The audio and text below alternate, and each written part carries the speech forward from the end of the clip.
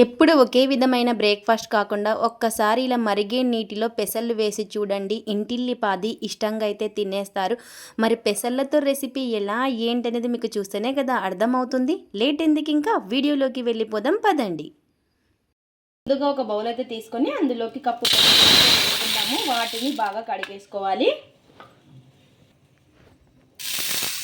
ఇలా ఇంకా వేసుకుని ఒకసారి బాగా కడిగేసుకుందాము. ఇలా ఈ పెసల్ని కడిగేసుకుని నీళ్ళన్నీ కూడా వంపేసుకుందాము.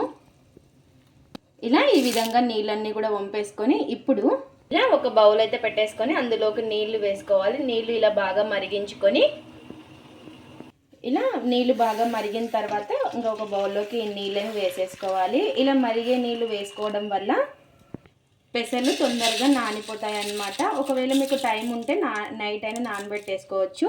కర్రీ మొత్తం కూడా బాగా కలిపేసుకొని ఒక ప్లేట్ అయితే పెట్టేసుకుందాము. ఒక గంట సేపు నానబెట్టేసుకుంటే మనకి గంటలోపు నానిపోతాయి. ఇప్పుడు ఒక ప్లేట్ అయితే పెట్టేసుకుందాం. ఇంకా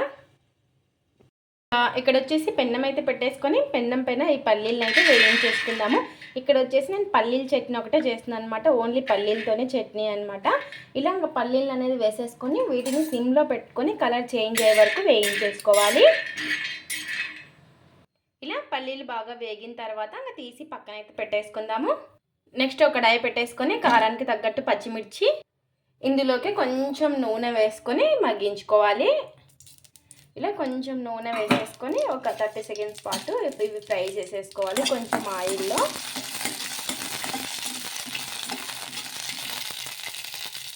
ఇలా పచ్చిమిర్చి కొంచెం ఫ్రై అయిన తర్వాత ఆఫ్ చేసేసుకొని ఇంకా చల్లారిన తర్వాత మిక్సీ పట్టేసుకోవడమే. ఒక మిక్సీ జార్ అయితే తీసేసుకొని అందులోకి వేయించుకున్న పల్లీలు, ఒక 3 వెల్లుల్లి రెబ్బలు, అలాగే వేయించుకున్న పచ్చిమిర్చి, అలాగే రుచికి సరిపడినంత ఉప్పు, అలాగే కొంచెం చింతపండు, అలాగే కొన్ని నీళ్లు వేసుకొని మెత్తగా మిక్సీ అయితే పట్టేసుకోవాలి. ఇలా సరిపడిన నీళ్ళు అయితే వేసుకొని మిక్సీ పట్టేసుకోవాలి. ఈ విధంగా ఇలా జీలకర్ర, కరివేపాకు వేసేసుకొని నూనె వేసుకొని పోపు అయితే పెట్టేసుకోవాలి. ఇంకా చట్నీ అయితే రెడీ అయిపోయింది. ఈలోపు మనకు పెసర్లు కూడా నానిపోయి ఉంటాయి. ఇంకా ఇక్కడ వచ్చేసి మనకు పెసర్లు కూడా చూసారు కదా గంటలోపు మనకి బాగా నానిపోయాయి. చూసారు కదా ఎంత బాగా నానాయో. మనం మరిగే నీళ్ళు వేయడం వల్ల మనకి తొందరగా నానిపోతుంది. లేదంటే మీరు నైట్ అయినా నానబెట్టేసుకోవచ్చు. ఇప్పుడు ఈ నీళ్ళన్నీ కూడా వంపేసుకుందాము. ఇలా నీళ్ళన్నీ కూడా వంపేసుకొని ఇప్పుడు మిక్సీ జార్ అయితే తీసేసుకుందాం. మిక్సీ జార్ అయితే తీసుకొని అందులోకి అయితే మిక్సీలోకి వేసేసుకుందాం ఈ పెసర్లుని. ఇందులోకి ఒక 2 పచ్చిమిర్చి, అలాగే చిన్నగా కట్ చేసి పెట్టుకున్న అల్లం ముక్క, కొంచెం నీళ్ళు అనేది వేసుకొని మిక్సీ అయితే పట్టేసుకుందాము. ఇలా మిక్సీ పట్టేసుకున్నదంతా కూడాను ఒక బౌల్లోకి అయితే వేసేసుకుందాము. ఇలా మిక్సీ పట్టేసుకున్న తర్వాత మనం ఏ కప్పుతో తీసుకున్నామో అదే కప్పుతో ఇక్కడ వచ్చేసి 1/2 కప్పు గోధుమ రవ్వను అయితే వేసుకుంటున్నాను. మీరు కావాలంటే బొంబాయి రవ్వన్న వేసుకోవచ్చు. గోధుమ రవ్వ వచ్చేసి హెల్దీ కదా. అలాగే ఇందులోకి ఒక 1/2 కప్ అంతా పెరుగు. ఇన్స్టెంట్గా చేసుకుంటున్నాం కాబట్టి పెరుగు వేసుకుంటే టేస్ట్ చాలా బాగుంటుంది. ఇందులోకి రుచికి సరిపడినంత ఉప్పు,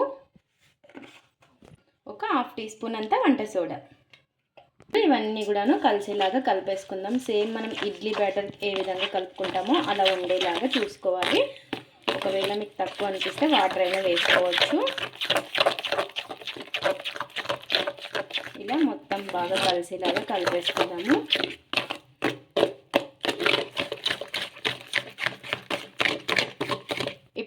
ఇప్పుడు ఒక 10 నిమిషాలు నానబెట్టేసుకుందాం. ఎందుకంటే మనం రవ్వ వేసాం కదా, ఒక 10 నిమిషాలు రెస్ట్ ఇస్తే ఈ లోపు రవ్వ కూడా నానిపోతుంది. చూసారు కదా ఈ విధంగా ఉండాలి. ఇప్పుడు ఒక ప్లేట్ అయితే పెట్టేసుకొని 10 నిమిషాలు రెస్ట్ ఇచ్చేద్దాం. ఇలా ఇంకా 10 నిమిషాల తర్వాత మనకి రవ్వ కూడా నానిపోయి ఉంటుంది. చూసారు కదా ఇలా ఈ విధంగా ఉంటుంది. ఒకవేళ మీకు గట్టిగా అనిపిస్తే కొంచెం నీళ్ళైనా వేసుకోవచ్చు. ఇప్పుడు ఇడ్లీ ప్లేట్స్ అయితే తీసేసుకొని అందులోకి కొంచెం నూనె అయితే అప్లై చేసుకుందాము. ఇలా నూనె రుద్దుకోవడం వల్ల మనకి అతుక్కోకుండా ఉంటాయి. ఇలా వేసుకొని ఇంకా మనకి ఇడ్లీ ప్లేట్లో ఈ బ్యాటర్ వేసేసుకోవడమే.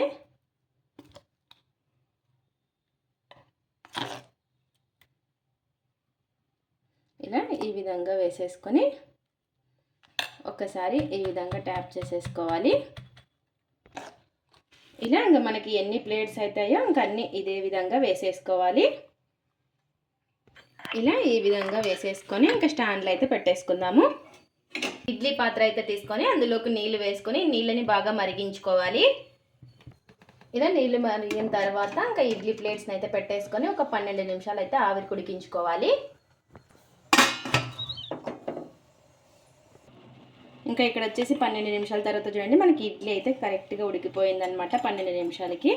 ఇప్పుడు కొంచెం చల్లారిన తర్వాత తీసేసుకోవడమే. చూసారా చాలా ఈజీగా వస్తాయి ఇడ్లీలు వచ్చేసి. ఇలా ఇంకా అన్నీ కూడాను ఇదే విధంగా తీసేసుకోవడమే. ఇలా తీసుకున్న ఇడ్లీని ఇంకా ప్లేట్లు అయితే పెట్టేసుకుందాము. అన్నీ కూడాను ఇదే విధంగా తీసేసుకోవడమే. పెసర్లతో ఇడ్లీలు అయితే రెడీ అయిపోయాయి. ఇంకా ఇందులోకి చట్నీ అయితే చేసేసుకున్నాం కదా, ఆ చట్నీలోకి అయితే టేస్ట్ అయితే చూసేద్దాం.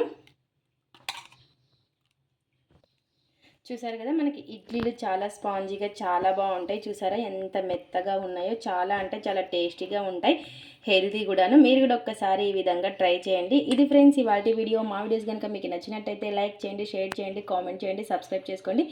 స్కిప్ చేయకుండా పూర్తి వీడియో చేయండి. చూసిన వాళ్ళు ఒక లైక్ అయితే చేయండి. మరిగే నీటిలో పెసర్లతో ఇడ్లీలు ట్రై చేసి ఎలా వచ్చాయో కామెంట్ అయితే పెట్టండి. Thanks for watching. Bye bye.